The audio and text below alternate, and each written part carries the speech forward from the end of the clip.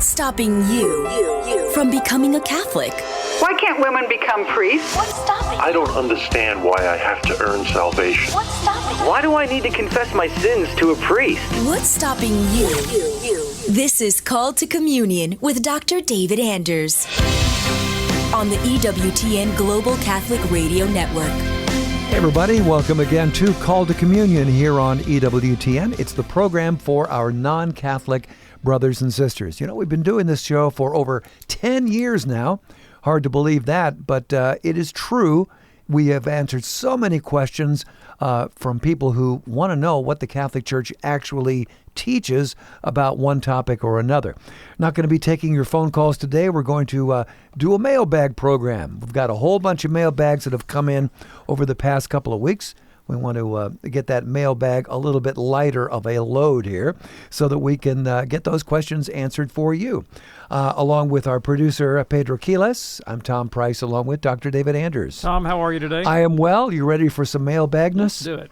Let's do it. Here we go. This one is from Kevin. Dr. Anders, I am a Catholic and I just read Romans again. As I read it now, I noticed how our Protestant brothers and sisters could use the text in defending salvation by faith alone. Paul also talks about works too, but I was wondering how you used Romans to defend your past Protestant faith versus how you use it now as a Catholic. Thank you, Kevin. Yeah, thanks. I appreciate the question. So when I was a Protestant, I read Romans the way my tradition taught me to read Romans. I mean, I put on the Reformed and Lutheran filter, and I read it through that filter. Okay. And one feature of that was my almost total dismissal of the second chapter. Right? Because in the second chapter, Paul lays out the thesis of the entire book, right, which is that God doesn't show favoritism and that Jew and Gentile alike are both under sin, and it's not the possession of the law that establishes one as righteous before God. It's obedience to the law that establishes one as righteous before God. I mean, sure. Paul says this explicitly. He says in Romans 2:13, it's not hearing the law, it's obeying the law by which we will be declared righteous. And the Reformed or Calvinist in me read that far and went, okay, well, that's hypothetical. He's saying hypothetically, if I could obey the law, then I would be declared righteous before God. But, of course, no one actually obeys the law, and so now we have to get to the whole salvation by faith business. And so I just skipped over verses 25 to 29, where Paul says, okay, so who does this apply to? He actually answers the question, who does this apply to? And he says, is it the Jew who was one circumcised outwardly in the flesh by the hands of men who does this? No, he says. It's the one who's circumcised inwardly by the Holy Spirit who fulfills the righteous requirements of the law. Right? So he tells you flat out, right? It's not possession of the Mosaic Code that establishes you as righteous. It is the change of heart wrought by the Holy Spirit, by which you fulfill what he calls, the NIV calls it the righteous requirements of the law. One translation says the justices of the law. The Greek phrase is dikaiomata tunamo, right? And that's hard to know how to translate that. Yeah. but emphatically what he doesn't say is that the one who's circumcised in heart fulfills the ergon namo, the works of the law. And he seems to draw a distinction between the dikaiomata tunamo, the righteous requirements of the law, or the justices of the law on the one hand, and the ergon namo, which clearly don't save, on the other.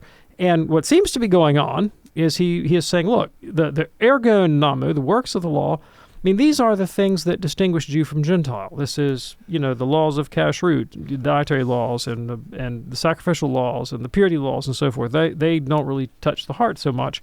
But the dikaiomata tunamo, the righteous requirements of the law, I mean, that's effectively the love of God and neighbor and justice and temperance and fortitude and prudence and, the life of the virtues that a pagan can practice if he has the grace of God. You don't have to have the Mosaic Code to do that. That's what's wrought in the heart by the Holy Spirit, right? The Sermon on the Mount kind of ethic, right? Okay. And then he goes on in the rest of the book to prove his point.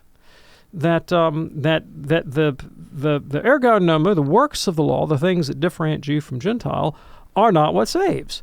Now, where I think the Lutherans and the Calvinists go wrong is they read Paul saying, well, no one's justified by works of the law, and they read, no one's justified by moral behavior. They equate the term works of the law with any kind of moral striving. And that's what Luther does. And therefore he says, okay, so moral striving has nothing to do with acceptance before God. And that's not what he says. No. And when you flip over to chapter 8, he uses the same language of, this time in the singular, dikaomai namu. And he says explicitly, if you get the Holy Spirit, then you fulfill this righteous requirement of the law. And the fruit of the Spirit, love and joy and peace, patience, kindness, goodness, these things become manifest in your life.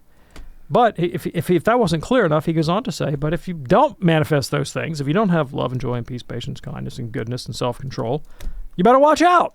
You better watch out. I mean, you're not going to be saved. And he says that explicitly in Galatians. He says, if you turn back again to the worthless deeds of darkness, you're not going to be saved. So, like I said, previously as a Reformed or Lutheran reader, I just thought like Luther that moral striving had no place at all in our justification before God. It might be an after effect of our justification. I didn't think it had any role to play at all. I thought we were saved by faith alone. And then closer attention to the text and good modern biblical scholarship, Protestant biblical scholarship, I should add, convinced me that reading is incorrect, and that the way Catholics had always read St. Paul, particularly from the 2nd century on, was the right way to read St. Paul, and accords well with the Catholic doctrine of justification and not with the Reformed doctrine. All right, there you go. And Kevin, thank you so much for your question. A quick one here as we're going to break. This is from Gina. Can you explain to me Genesis 10:11? Was there originally a single human language? Oh, yeah. You know what we're talking about there. Yeah. So, was there originally a single human language? So I'm not an historical linguist. I mean, it's not my field. I do have a son, however, who's an historical linguist, and it is his field, right? Okay. But what little I know about human anthropology and historical linguistics suggests that is not a plausible theory. Okay. Right? Because I mean, there may have been a period of time. There's a period in human prehistory when the human population underwent a severe population collapse. There was a kind of we don't know what to call it. It was some sort of environmental problem, but the human population seems to have been contracted down to about 10,000 people. This is what we can see from anthropology. It's not a biblical teaching. This is just what the anthropologists think. I personally don't know how geographically widespread that population was. Whether or not there could have been something like a common language or language family to those 10,000 people, but nothing in the history of linguistics would suggest that we just had one common language. Gina, thanks so much for your question. In a moment, emails from Marcos, Alan, Renee, and lots more on this special mailbag edition of Call to Communion.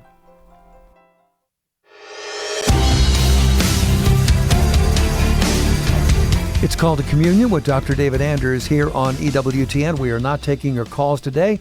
We are instead doing a mailbag program. We've received quite a few emails over the past couple of weeks. Let's get a lot of those taken care of on today's program. Now, you may have heard somewhere along the line that EWTN is everywhere. Well, I can vouch for that. It really is everywhere. One of the many platforms you can hear EWTN radio on is the Laudate app. Along with the great Catholic content on Laudate, you can now listen to the EWTN radio live stream. Just open the Laudate app. You may already have that on your phone, and then click on EWTN. That's all you have to do. Here's a question now from Marcos on this special mailbag program. Marcos says, in the Chaplet of Divine Mercy, why do we say, I offer you the body, blood, soul, etc.? How can we offer God to himself? Really good question. Yeah. And it goes to the heart of the Catholic faith and the heart of Catholic worship. You may have heard the statement that the Eucharist is the source and summit of the faith. You probably don't know what it means. It doesn't just refer to the fact that Christ is truly present in the Eucharist. It refers specifically to the fact that Christ, who is truly present in the Eucharist, is offered to God in the act of sacrifice that we know as the holy sacrifice of the Mass. So it is in the Mass that we offer God. Well, there it is. There you go. Appreciate that. Marcos, thanks so much for your question. Alan wants to know, is spiritual warfare, that is demonic oppression, etc., is it real? Spiritual warfare, is it real? Yeah, thanks. I appreciate the question. So one thing that I think is undeniable, if you pick up the text of the New Testament and you read almost any book in the New Testament, but clearly most of them, the New Testament just crackles with apocalyptic urgency over the cosmic conflict that is being waged for the souls of men.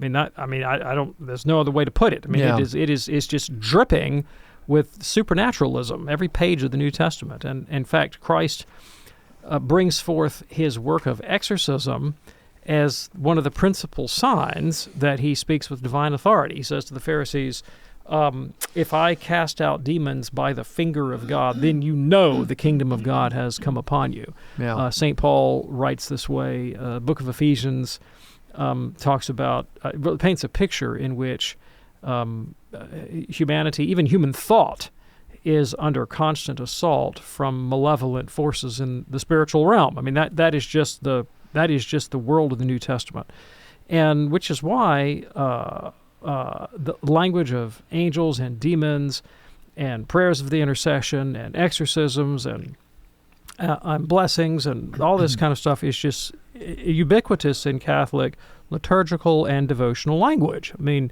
the rite of baptism includes an exorcism and has from the very beginning. I mean, the office of exorcist has been part of the architecture of the Catholic faith from the beginning. In fact, it was part of Christ's charge to the apostles to go out and cast out demons. So you just cannot de-supernaturalize the Christian faith without denuding it of its New Testament and apostolic origins. That being said, all right, being said, there is a modern Protestant spiritual movement that throws around the language of spiritual warfare rather profligately and endorses practices that have no basis in Catholic tradition. And so when I hear the term spiritual warfare, that specific phrase does not derive from the Catholic tradition. Now, the Catholic tradition has a lively concept of spiritual conflict in the heavenly places and of the church doing battle with that. I mean, that's very much Catholic. But the tools of our warfare are, the sacraments of the church, the sacramentals of the Catholic faith, the discipline of the mind and the resistance to temptation and fasting and prayer. These are the tools of Catholic resistance to the power of evil. When you move over into, say, modern charismatic and Pentecostal Protestantism, you hear the language of spiritual warfare, and you see different practices that really don't find their home in the Catholic tradition. I'll give you some examples of things that I would watch out for and I would stay clear of. One of them is in Pentecostalism, there is this theology that if I can sort of work up a head of emotional steam and persuade myself, maybe in spite of the evidence, that such and such is the case, and that if I speak that reality out loud, that God will validate from heaven the thing that I proclaim, right? And you may have seen this, right? Crassly, someone might, walk out into the garage and say, well, I proclaim that there is a Mercedes-Benz in my garage with the belief that God will make one magically appear. And that's a bit crass, but I've seen stuff that's almost that crass go under the label of Pentecostal spirituality. And there was a fellow by the name of C. Peter Wagner. He was a missiology professor at Fuller University who conceived the idea that the reason evangelism was effective in one geographic region more than another was explicable in terms of demonic influence over one or another culture. And the way to confront that was to have people basically sort of attack these so-called strongholds of spiritual influence with this kind of language, that they would go and declare Christ's victory and, kind of yell truth at say, some region of the world. There was a big push in the 80s and 90s about something called the 1040 window, which was like between the 10th and the 40th latitudinal lines. Really? Yeah, it was a geographic region where there was just less Christian influence, and so they were sort of mustering all these Pentecostal and charismatic and evangelical Christians to kind of go to war and attack the 1040 window by verbally pronouncing God's victory, and it's become, this movement has become quite political. Wherein people tend to view, this is very characteristic of certain Pentecostal circles, even contemporary, very, very, even in the last election, where they think that, okay, if somebody is on the other side of the political aisle, they don't share my political ideology, they must be in the grip of demonic influence. And so the way to confront that is to engage in this so-called spiritual warfare, and sometimes it becomes quite demonstrative and threatening. So, I mean, you'll see sometimes these folks will go out and pick up a shofar, which is the sort of the Jewish ram's horn. Oh, yeah. That Joshua blew when he was marching around Jericho. And they'll march around the cities or physical architectural strongholds of their perceived enemies and declare God's judgment on them, right? And to my way of looking, it's really quite ugly, right? Because it confutes Christian faith and the ends of Christian faith, which Jesus tells us manifestly are not of this world, with political conquest, and it imports the language of spiritual warfare into the political arena. So I just want to warn you that, is there spiritual conflict in the heavenly realm? That's a clear Catholic doctrine. Should you swallow hook, line, and sinker everything that goes on in contemporary Christianity under the label of spiritual warfare? By no means. By no means. So stick to a Catholic frame of reference, which ultimately is grounded in the teaching of Christ, that we should spend more attention on taking the log out of our own eye than the splinter out of our neighbor's. Caveat emptor. Yeah. All right, very good. And thank you so much, Alan, for your email. Again, we're doing a special mailbag edition of Call to Communion today with Dr. David Anders here on EWTN. Here's kind of a tough one, David. This is from Joe in Yakima, Washington. Joe says, this year I was diagnosed with stage 4 cancer in my throat. 6.5 weeks of chemoradiation, many prayers, lost a bunch of weight, and the docs are pretty confident we got it all. Time will tell. So, St. Blaise, St. Peregrine, St. Francis, my boy, St. Dominic, so that my Nashville Dominican sister, former co-workers at Frassati Catholic in Houston, were praying for me. Excuse me. Also, St. Pierre Giorgio and Blessed Solanus Casey. They were all asked for intercession and strength throughout. I am blessed and lucky. So my question for you, Dr. Anders, how do I discern how I'm supposed to use this to glorify Jesus and grow from it all? Do you have any resources I may refer to? Love your show. Many years a fan. Thanks for any guidance or answers you can provide. In Christ, Joe in Yakima. Yeah, thank you. I appreciate this. So I'm going to tell you stuff you already know. I'm not going to tell you you don't know. Sometimes when people confront a life-threatening challenge, they find that their priorities change, and their whole life is turned upside down. Sure. And they may embark on a new career or a new crusade or a new mission, or they have a new lease on life, or whatever you might call it. And the direction seems plain. Other times, and this may be your situation, they've gone through the crisis, they come out the other end, and they don't seem to have that attitudinal change just happening to them, and they're wondering, am I doing something wrong? And I would suggest you're not necessarily doing something wrong, right? I mean, you've already signaled that you're a devout Catholic person. You want to do the will of God. You're trying to do what's right.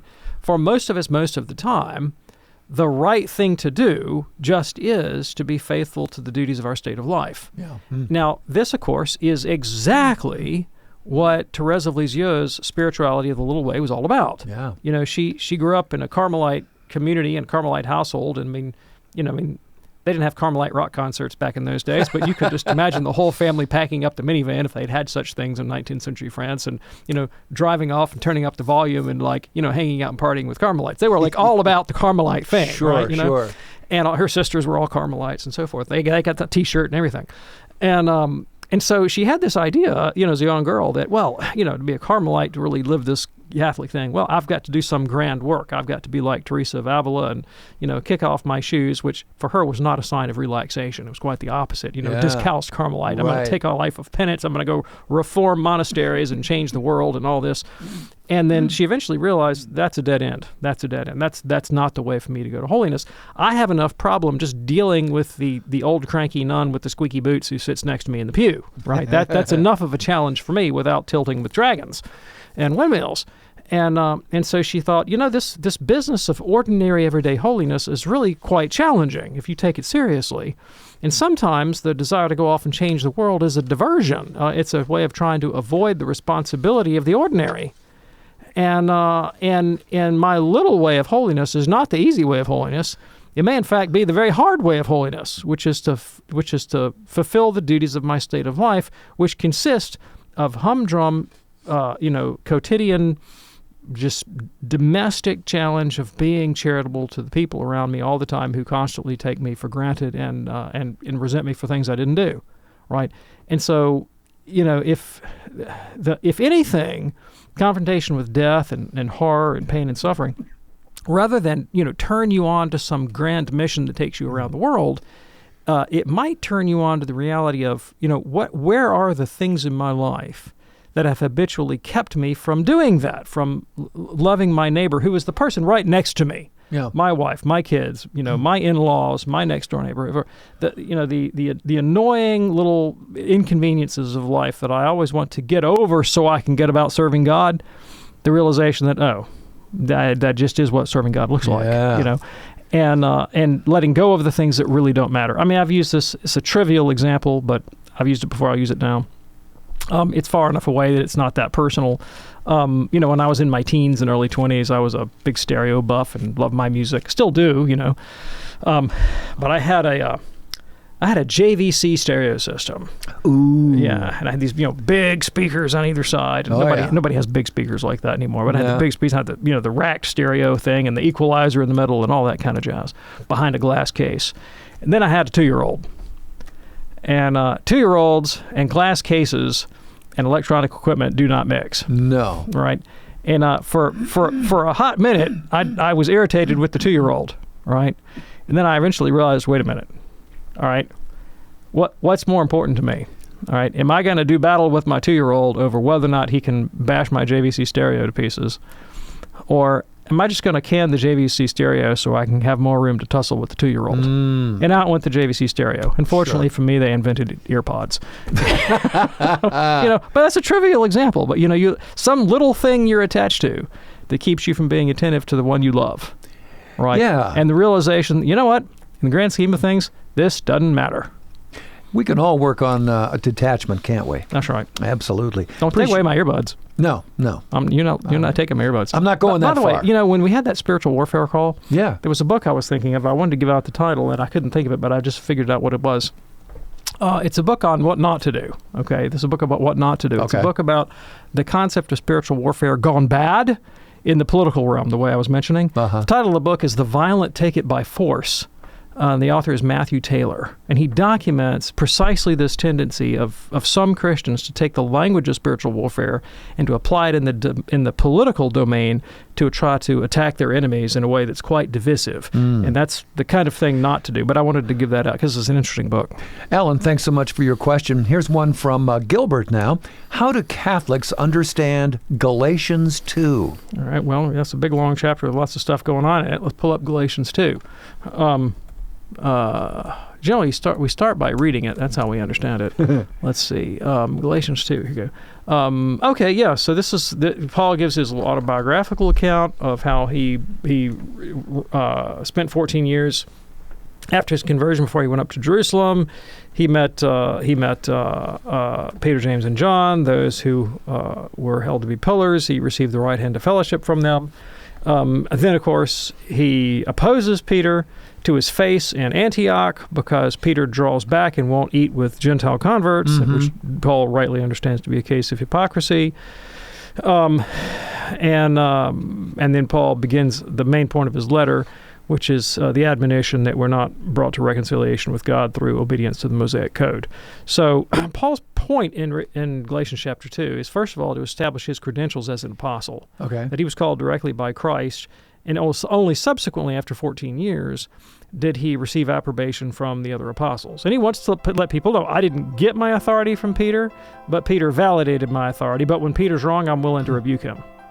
Well, there you go. Gilbert, thanks so much for your question. In a moment, we're going to get to a fascinating one from Renee, also Arlene, Derek, and lots more on this special mailbag edition of Call to Communion here on EWTN. So do stay with us.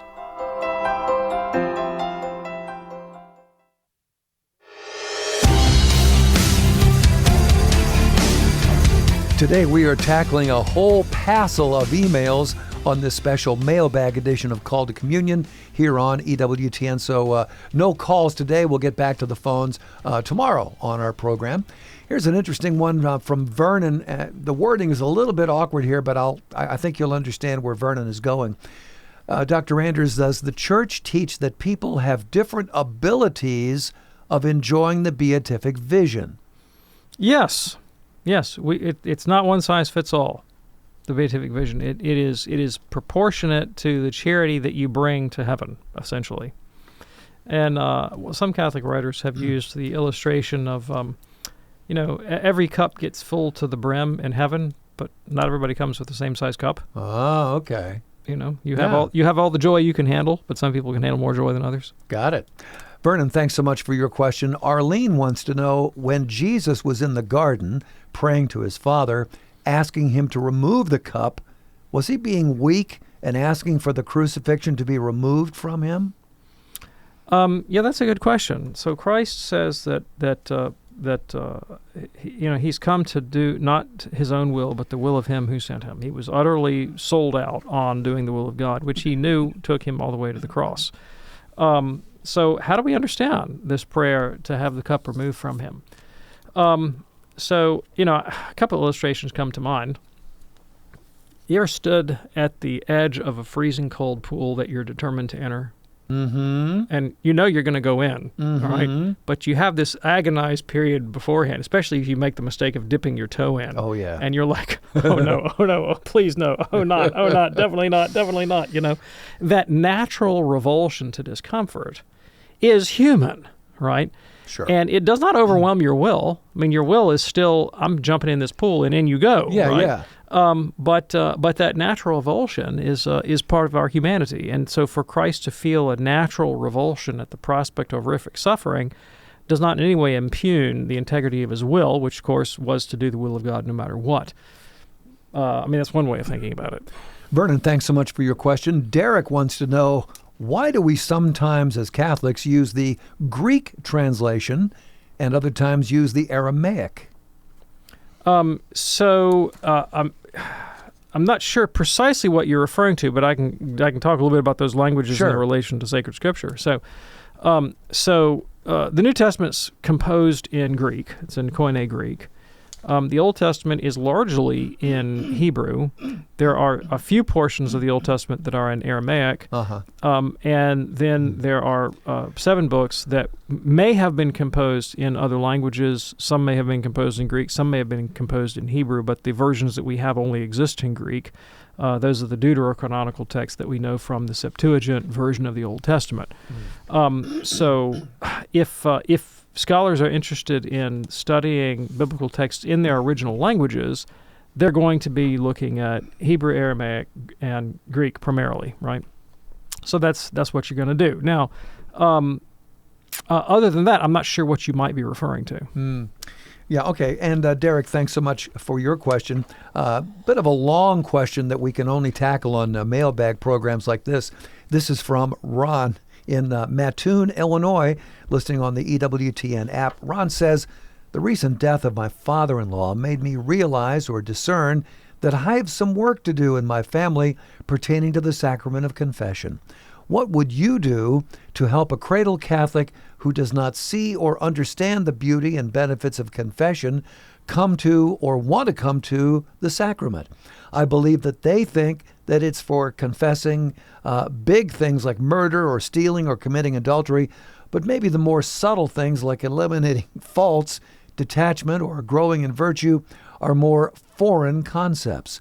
I'm not sure if you would recommend a particular book. I don't believe that they go to confession regularly or at all. I'm not worried about what to do, but about why it's necessary for growth and why everyone can benefit from it. God bless you at EWTN, Ron. Yeah, thanks, Ron. So your relative's position that confession is only necessary for grave faults is actually correct, and that's what the canon law of the Catholic Church says, that we have an obligation to confess our grave faults in kind and number at least once a year, and we are not required to confess our venial faults. That doesn't mean that you can't confess your venial faults, but you're not required to. Now, if it were strictly speaking necessary for our salvation, to confess our venial faults, then Holy Mother Church would clearly have mandated that we confess our venial faults. Sure. And so, it is possible to grow in holiness utilizing the confessional only to deal with the problem of mortal sin. And that seems to have been the practice in antiquity. So, St. Augustine has a sermon that he preached to catechumens where and look, St. Augustine is no spiritual slacker by any stretch of the imagination. And he says, look, we have the sacrament of penance for serious faults. And he actually gestured to people in the church that were in the order of penitents. Aren't you glad we don't have that anymore, that sat in the back of the church and were denied communion. And he says, these people in the back here, they're in the order of penitents. But for you other people, the petition for forgiveness that you find in the Lord's Prayer is sufficient. Forgive us our trespasses. That'll get the job done. And that was Augustine's view. Okay. And it was the common view back then. What happened is that the practice of spiritual direction and the confession of more venial faults began to take hold in the monasteries in Egypt and then later in Europe. And it was found to be useful. Now, why is it useful? Well, let's just start with the mere human psychological observation. You want to change a bad habit? Get yourself some accountability. Yeah. That's one of the most effective ways of doing it. Get yourself some accountability. You want to change a bad habit? What's the first step of the 12 steps? Right. Acknowledge that you got a problem. That's it. Right. Have some self-insight, some humility, and do an honest examination of conscience. That's why in the Jesuit tradition, in the Ignatian tradition, they have this practice that they call the daily examen. I don't know why they can't just call it an examination, but they have to call it an examen. All right. Okay. But anyway, they have this daily examen where you just go over your day, and you say, okay, what did I do right? What did I do wrong? Now, you don't have to be a Catholic to see good sense in that. Sure. Didn't Thomas Jefferson do that? Jefferson was no practicing Catholic. He was a deist. But I seem to, maybe it was Franklin. Well, anyway, one of the founding fathers, somebody was Jefferson or Franklin, talks in his autobiography about how he would sit there and try to come up with a virtue that he wanted to practice, a vice he wanted to eliminate, and he would just kind of meditate over what he'd done right and what he'd done wrong that day. And, granted, he found that he kept committing the same faults, but that practice of self-examination, you find it in Stoicism. You find it in a lot of traditions. It just seems it seems mentally healthy for everybody. It's mentally healthy for everybody, right? Exactly. The Stoics had a discipline, in Greek they called it proseuche, which is just the habit of mindfulness to one's interior states and thoughts, right? With the goal of growing in virtue, right? Yeah, it's just how can you get over a problem that you're unaware of? Well, true. And you're just not going to do it, right? And virtue is it's not only its own reward, but it is its own reward. The more we grow in virtue and holiness and live the way we're meant to live, the more we attain to genuine flourishing and happiness. Martin Seligman, who was an atheist and a relativist and no practicing Catholic, wrote a book a number of years ago based on the results of research in the field of positive psychology. The book was called Authentic Happiness. And he says, look, I'm an atheist. I'm a relativist. I don't think anything's right or wrong. I'm not going to tell you what to do. I'm just going to tell you what you should do if you want to be happy. But hey, you want to be miserable, that's up to you. I'm not judge. I'm not judging you.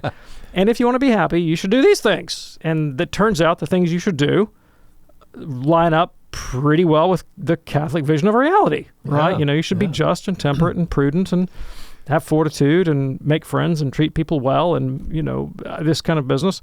And of course, most of us fail in that in some way or another most of the time. And the way to get over it is to form the intentional habit of examining our faults, trying to correct them, learn from our mistakes, hang out with people who are good examples, et cetera, et cetera, et cetera. And the confessional is just ready at hand, an institution that is tailor-made to facilitate the process. How many people in life, I was eating lunch with somebody the other day who said, and this is a professional person who has a lot of influence and knows a lot of folks, and he just said, people in my circles, they just don't talk about this kind of stuff. They don't talk about virtue. They don't talk about meaning in life. They talk about football, And I think that's true for a lot of people. The circles I run in, we're just dripping with neurotic self-concern all the time. But for many people, they don't have that kind of avenue in life. Yeah. And but here it is, ready at hand in the confessional. So whether or not you have to, in canon law, go to confession to confess your venial faults, which you don't, all right? You want to know why it's practical, why it's helpful? I mean, these are the reasons. These are the reasons. And most people don't. If they resist the confessional, it's because it's embarrassing. Well, yeah, it is embarrassing. It is. Okay? It is. And once you commit yourself to the practice, that it actually can have a curative effect in that, let's say you've been to the same priest 5 times in a row for the same fault. Uh-huh. And then you catch yourself on number 6. And the thought occurs to you, if I do this, I'm going to have to go tell Father so-and-so that I did this again. Mm-hmm. He's going to think I'm such an idiot. Well, the truth is he's not going to think that, right? But you have this thought, and you're like, okay, maybe I'm not going to do it this time. Yeah. And that consciousness that I'm going to have to go say this to a human being, I don't want to say this to a human being, I want to beat this thing, actually is a motive to beat this thing. Yeah. Oh, there you go. We do appreciate that. And Ron, thank you so much for your question. Our producer Pedro came through again, as he often does. He reports that Thomas Jefferson practiced self-examination through a rigorous and regimented daily schedule, disciplined self-improvement, and reflective writing. And Benjamin Franklin practiced self-examination through a methodical system of virtues and a daily accountability chart where he actually tracked his adherence to virtues like temperance. How about that? Both and. I have this image of Franklin. Those little sticker stars you get in your kindergarten. Yeah. I have this image of Franklin with his little virtue chart on the inside of his armoire with little gold stickers on there. Gotta love it. Wow, fantastic. I got a sticker today. Good. Ron, thanks so much for your question. It is a call to communion on this Thursday afternoon here on EWTN. And because it is a Thursday, that means coming up next on most of these EWTN stations, it'll be Open Line Thursday with our Thursday host, Father Gerald Murray. That's coming up 3 p.m. Eastern on EWTN Radio on most of these EWTN stations. Here's a question now from Renee, who says, Jesus tells the Pharisees that David ate the showbread when he and his men were hungry, so justifying his apostles picking grain on the Sabbath. So how can we reconcile Jesus coming to fulfill the law, but also to defy it? Yeah, thank you very much. I appreciate the question. So what's the point of the law? I mean, that's a really good question. What is the point of the law? And Christ tells us himself that he saw the Mosaic law as possessing precepts that were not good. He says this. He says, particularly the law on divorce. Mm-hmm. He says, Moses gave this to you because of your hardness of heart, but it wasn't like that from the beginning. Yeah. Right? Ezekiel, chapter 20, places in God's mouth the decree, I gave them laws that were not good. Believe it or not, right? So that the Old Testament is a layered text. It's not univocal in its perspectives. And later texts reflect critically on earlier texts. And there is a development in the historical and theological consciousness of the people of God as they approach the coming of the Messiah. Irenaeus put it this way, St. Irenaeus, he said, men had to become habituated to the divine Logos. There had to be a cultural evolution of the human race so that it would be capable of assimilating the teaching of Jesus. And to me, that makes perfect sense. I mean, imagine if you go back to, say, Stone Age or Bronze Age Canaanite society, when the principal frame of religious reference is, say, the fertility cult, and the warrior god, and your ethic is basically how many neighboring tribes can I conquer, whose fields I can appropriate, and how many wives and concubines can I accumulate, and I'm going to worship the biggest, strongest, fattest god who gives me the best odds of doing this. And then here comes this guy out of nowhere, and he says, actually, God wants us to all be humble and meek and forgive our enemies. And that is not a message that's going to land in Stone Age Canaan, right? Yeah. But it is going to land, 1,500 years later in Judea in a completely different cultural environment. Irenaeus' suggestion that human culture had to evolve to a certain level before the teaching of the Logos could land makes sense. It does. Renee, thanks so much for your question. Here's one of those short questions that may involve a long answer. Here's one from Kate in Michigan who says, Dr. Anders, could you please explain the Catholic view on predestination? Thanks. May God continue to bless you in all that you do. Kate. Yes, the Catholic doctrine of predestination is that God grants the grace that will bring about salvation to those whom he foreknows will be saved. And so that those who are saved cannot look back on their salvation and say, I was saved because I was such a great guy. Or I'm saved, God gave me grace because I deserved it, or anything like that. That's ruled out, right? That the grace of our justification comes to us unmerited, and God grants that grace to those whom he foreknows will be saved.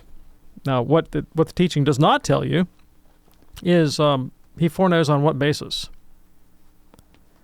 And there's room for disagreement in the Catholic tradition. So there is a tradition in Catholicism that says, okay, God doesn't give us grace because we merit it, but he can foresee the use that we'll make of grace in our freedom, and he can make decisions based on that foreknowledge of human action. There's another tradition that says, no, that puts too much on the human person. Like, we don't know God's reasons. There may be some intelligibility in God, but it's not accessible to us. And those are incommensurate. Like, you can't hold them both, right? Both of them are allowed in Catholic tradition. But the idea is our salvation is a work of God from start to finish, right? It rules out, however, the Calvinist doctrine of double predestination. So God does not specifically elect someone to damnation. And it rules out the idea of irresistible grace, the Calvinist idea that, that if God grants you grace, well, you're stuck, you can't do anything but receive it. The Catholic Church teaches that actually we can resist grace. Grace is not irresistible. Now, I'd like to throw another perspective in there that it's not un-Catholic, it's not Catholic, it's biblical, and I think it fits really well with the Catholic system, but I think it's drawn directly from the narratives of the Bible. I'd like to point your attention to actual cases of predestination in Scripture. Probably the most telling of which would be the call of Abraham.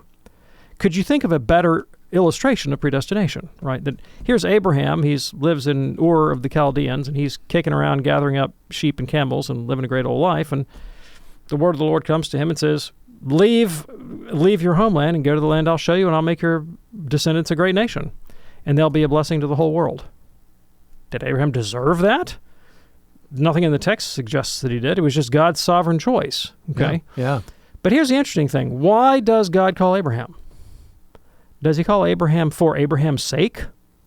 No. He calls Abraham for the sake of the world. Through your descendants, all nations will be blessed. Now, we know the ultimate descendant of Abraham through which all nations are blessed is Christ. Christ is an example of predestination.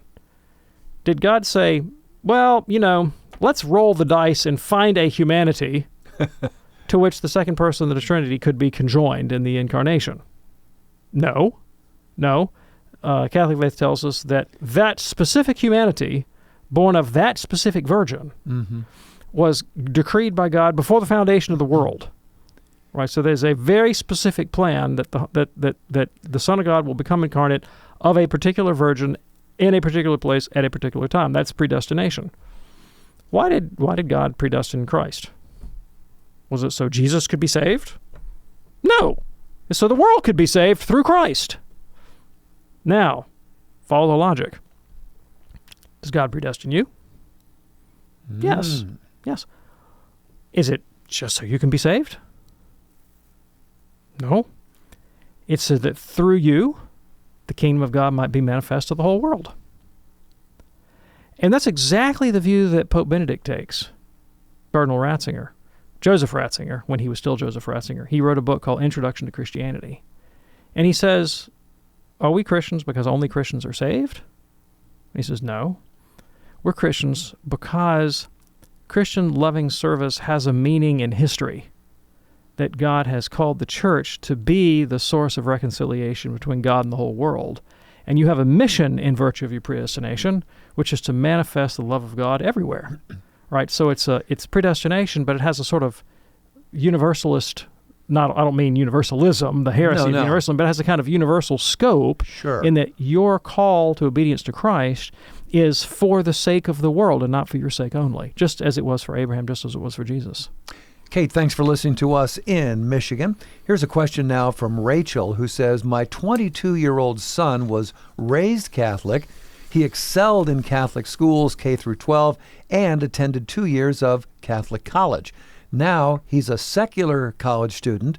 He's quite fascinated with a group of Orthodox social media influencers and is now discerning becoming Orthodox, not Eastern Orthodox. What advice can you give us?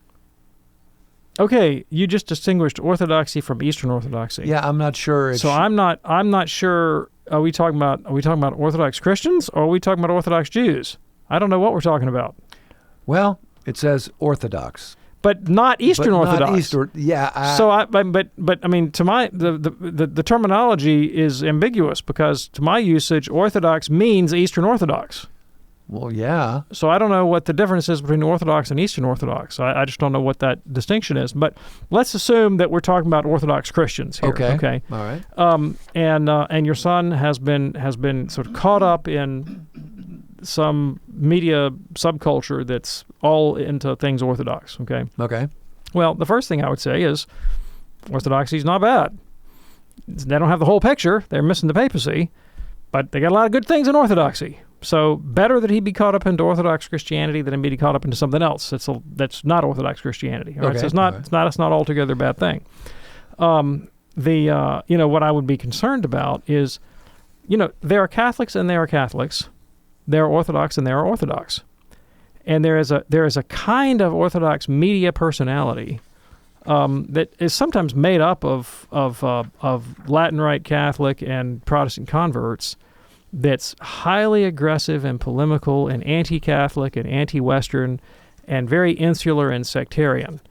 And if he gets caught up into that wing of the thing, well, I mean, that kind of sectarian elitism is bad in any tradition, whether it's Catholic, Orthodox, Jewish, Muslim, Hindu, Buddhist, whatever, right? Because you put the forest before the trees, you put the cart before the horse, you put the means before the end, and you get caught up in the particularities of your tradition, and forget the ultimate goal, which is to be transformed in holiness and kindness and love. And if you get caught up in that kind of thing, that can be problematic.